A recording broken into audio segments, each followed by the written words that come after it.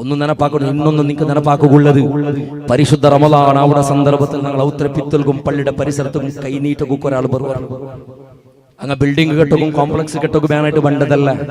ഒരു നേരത്തെ വചീനത്ത് വേനായിട്ട് പണ്ട സന്ദർഭത്തിൽ ഇല്ല ചന്ദ്ര തട്ടിട്ട് റിജക്ട് ആക്കുക പോകണ്ട.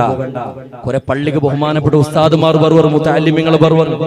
രോഗിമാരായ ഉസ്താദുമാർ ബർവർ, യച്ചിനംസ ഉസ്താദുമാർ പള്ളിയുടെ ഖതീബാവട്ടോ മുദരിസാവട്ടോ